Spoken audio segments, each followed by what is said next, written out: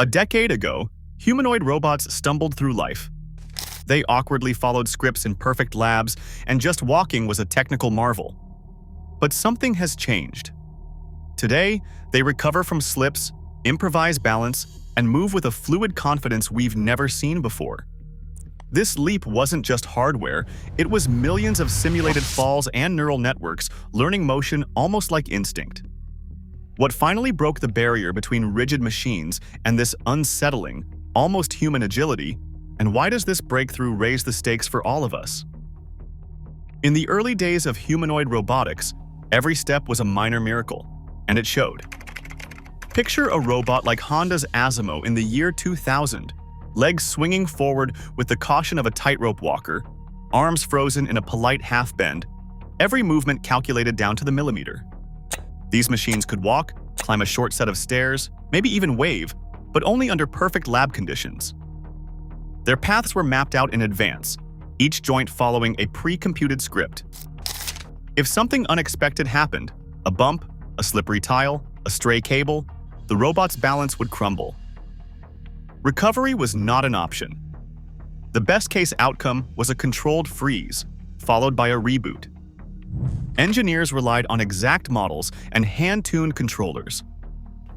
Even Boston Dynamics' early Atlas and Petman projects in the 2010s, which introduced running and jumping, depended on model-based control and choreographed routines. The goal was to keep the robot upright by any means necessary, but the result was a kind of robotic ballet, stiff, predictable, and fragile. Small disturbances such as an uneven floor or a gentle nudge could send months of work tumbling to the ground. Watching those early robots, you could always tell what was coming next. Every move was a cautious negotiation with physics, and the robots never forgot their place. One misstep, and the show was over. This was the baseline, ingenious, but unmistakably mechanical. It was clear that for humanoids to survive outside the lab, something fundamental had to change. Millions of simulated falls, slips, and recoveries. This is how today's humanoid robots learn to move like living creatures. Instead of memorizing every possible step, their software brains are trained in virtual worlds where anything can happen. In these simulations, the robots face every kind of chaos: slick floors, random shoves, missing stairs. Each time they fall, the system tweaks its control strategy and runs thousands of experiments at once.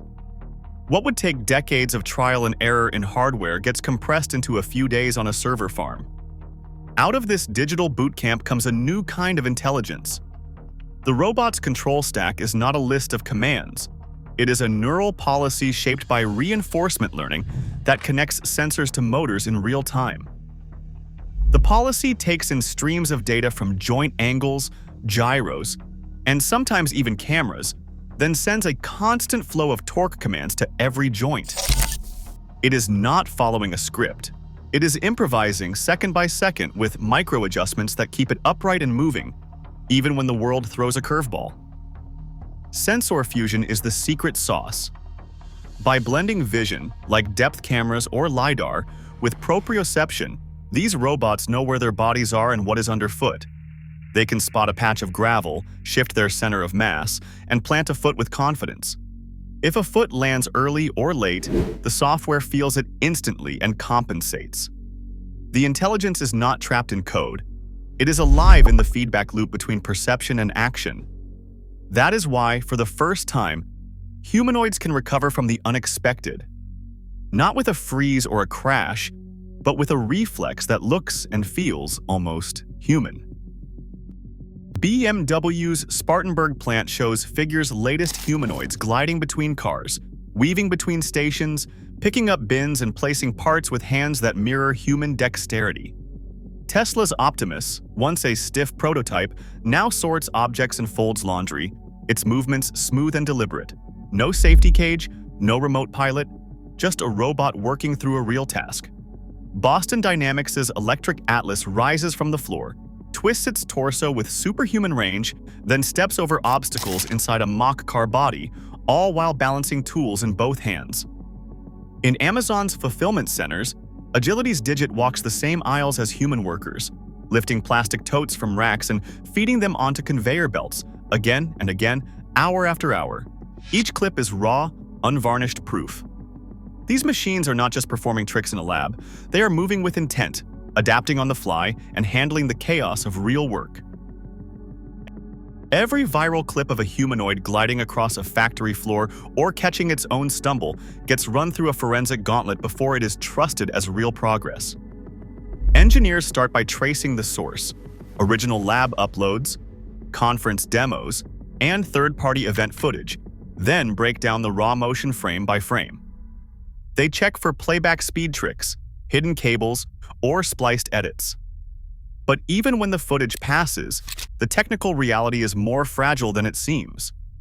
The difference between a flawless recovery and a sudden collapse often comes down to a 10-millisecond error in foot contact timing or a joint actuator that hits its thermal limit mid-stride. Policies that ace a million simulated steps can fail half the time when transferred to hardware, tripped up by unmodeled friction or sensor lag. Behind every smooth demo, there is a mountain of discarded attempts, each exposing just how thin the line is between fluid motion and a face-down reboot. Robots that move with this kind of agility are arriving faster than most rules or social norms can keep up.